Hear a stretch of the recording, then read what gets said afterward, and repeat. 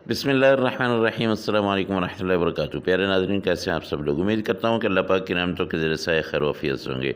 दोस्तों, आज नमकीन गोश्त की रेसिपी लेके हाज़िर हूँ।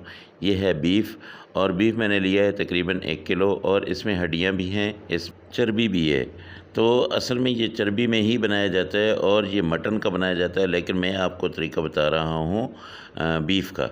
तो बीफ आपने 1 किलो लिया, इसमें 1 चम्मच आपने डाल दिया नमक, इसके ऊपर लगा दिया नमक। नमक को आपने अच्छी तरह से मसल लेना है, हर एक बोटी को लग जाना चाहिए, और इसको आपने थोड़ी देर के लिए छोड़ देना है। उसके बाद इसको पकाना है। इसकी मेन जो इंग्रेडिएंट है इसका, वो है नमक। नमक के साथ ही ये पकेगा। कोई चीज़ हमने ज़्यादा नहीं इसमें डालनी है, बस इसमें थोड़ी सी सब्ज़ मिर्चें मैं डालूँगा, उसके अलावा कुछ भी नहीं होगा।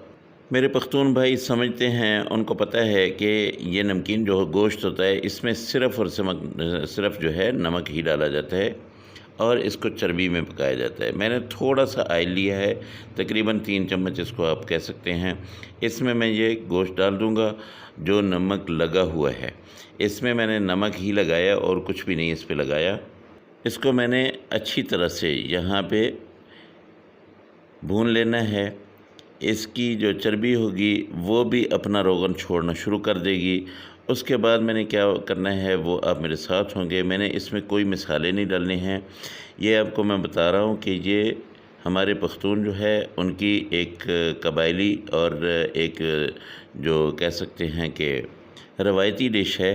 तो ये बहुत मज़े की डिश होती है, इसलिए आप सबको मैं ये बीफ में बनाना सिखा रहा हूँ। वरना ये मटन और दुम्बे का बनाया जाता है, ये बकरे का या दुम्बे का बनाया जाता है। इसमें कोई दूसरी चीज़ नहीं डाली जाती है। दुम्बे की जो चक्की होती है, चक्की का जो रोगन होता है, वही डाला जाता है, और इसमें नमक डाला जाता है। थोड़ी सी अगर आप चाहें तो काली मिर्चें डाल सकते हैं, लेकिन हम काली मिर्चें नहीं डालेंगे। हम इसमें डालेंगे सब्ज़ मिर्च, और वो भी हमने पीस के इसमें डालनी है। अच्छा, आपने इसको अच्छी तरह से पकाना है। इसकी सारी स्मेल जो है वो आपने ख़त्म करनी है। इसमें लहसुन अदरक का पेस्ट थोड़ा सा डालना है, और उसके अलावा आपने सब्ज़ मिर्चें डाल देनी है। लहसुन अदरक का पेस्ट जो है वो हम इसलिए डालेंगे कि बीफ की अपनी जो एक हमक सी होती है, वो हमक ताकि ख़त्म हो जाए। अच्छा, 1 किलो ये जो बीफ है, इसमें हड्डियाँ भी मैंने शामिल की हुई हैं, इसमें चर्बी भी है। चर्बी क्या करेगी कि वो अपना रोगन जो छोड़ेगी, उसी में ये बोटियाँ पकेंगी, और हड्डियों का भी एक अपना सूप सा होगा। बहुत मज़ेदार किस्म की ये डिश होती है, आप ज़रूर बनाइएगा। ईद के दिनों में बनाइएगा, क्योंकि ईद के दिनों में अच्छा गोश्त आप लोगों के पास होता है, और वो चर्बी वाला भी होता है। तो आपके पास मटन हो, आपके पास बीफ हो, जो भी हो, आपने डाल देना है कढ़ाई में, और उसको आपने बना लेना है। ये मैंने डाल दिया है। यहाँ पे लहसुन अदरक का पेस्ट तकरीबन 2 चम्मच मैंने डाला है, ताकि अच्छी तरह से जो है ये इसका जो भी इसमें हमक सी है वो सारी की सारी ख़त्म हो जाए। अभी मैंने यहाँ पे मिर्चों की पेस्ट जो है वो मैंने नहीं डाला है, वो मैं बाद में डालूँगा, लेकिन इसको आपने पकाना अच्छी तरह से है। इसमें कोई पानी वगैरह नहीं डालना है। इसको कम से कम 10 से 12 मिनट तक आपने ऐसे ही रखना है, हल्की आँच रखनी है, और उसके बाद जो है आपने इसको पकाते रहना है। पकते पकते इंशाल्लाह आप इसको देखेंगे कि इतना ज़बरदस्त किस्म का इसका कलर हो जाएगा, और कलर होने के साथ साथ जो है इसकी खुशबू जो है वो आना शुरू हो जाएगी। जब खुशबू वगैरह आना शुरू हो जाए, फिर आप इसमें थोड़ा सा पानी डालेंगे। पानी डाल के फिर आपने इसको रख देना है, और रखना कहाँ पे मतलब कितनी देर रखना है वो मैं आपको बताता हूँ। आपने जब लहसुन अदरक में अच्छी तरह से इसको जो है वो पका लिया, तो उसके बाद आपने इसमें ये सब्ज़ मिर्चें डाल देनी हैं। आप चाहें तो यहाँ पे काली मिर्च भी डाल सकते हैं, लेकिन मैंने काली मिर्च नहीं डाली है, मैंने सब्ज़ मिर्चें ही डाली है। इसलिए डाली हैं कि सब्ज़ मिर्चें जो है ये तो तकरीबन हर घर में मौजूद होती हैं, और यही आपका जायका बना लेंगी। अगर ये आप ना भी डालें तब भी ये बहुत ही ज़बरदस्त किस्म का जायकेदार किस्म का बनता है, लेकिन अगर आप डाल लें तो इसमें और भी ज़्यादा आप जो मेरे स्पाइसी खाना खाने वाले लोग हैं, उनको ये बहुत अच्छा लगेगा।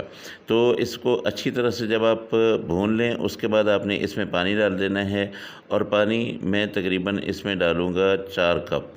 4 कप पानी के डाल के इसको मैंने हल्की सी आंच पे तकरीबन 50 मिनट के लिए, कम से कम 50 मिनट के लिए या 1 घंटे के लिए आप कह लें, इसको मैंने कवर करके रख देना है। और उसके बाद मैंने क्या करना है कि थोड़ी थोड़ी देर के बाद मैंने इसको खोल के चेक करते रहना है कि कहाँ, अगर पानी इसका जो है वो ख़त्म होने वाला हुआ तो थोड़ा सा मैं और डाल दूँगा। तो अब ये देखिए तकरीबन 1 घंटे से ऊपर हो चुका है मेरा।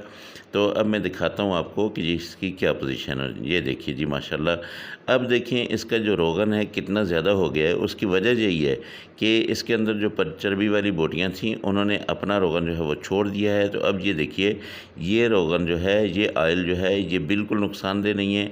आप इसको जितना मर्ज़ी खा सकते हैं, कोई भारीपन नहीं होगा, कोई आपका कोलेस्ट्रॉल नहीं बनेगा। मैं आपको ये दिखाता हूँ डिश आउट करके। माशाल्लाह अल्हम्दुलिल्लाह, ये देखिए ज़बरदस्त किस्म का ये नमकीन गोश्त आप लोगों के लिए हाज़िर है। इस ईद पे आप जो है इसको ज़रूर बनाएंगे और इंशाल्लाह फिर मुझे आप दुआएं देंगे। बहुत ज़्यादा जूसी, बहुत ज़्यादा गला हुआ, इतना ज़बरदस्त मलाई की तरह। तो ये आपने ज़रूर बनाना है और फिर मुझे बताना है कि आपका जो है ये नमकीन गोश्त कैसा बना।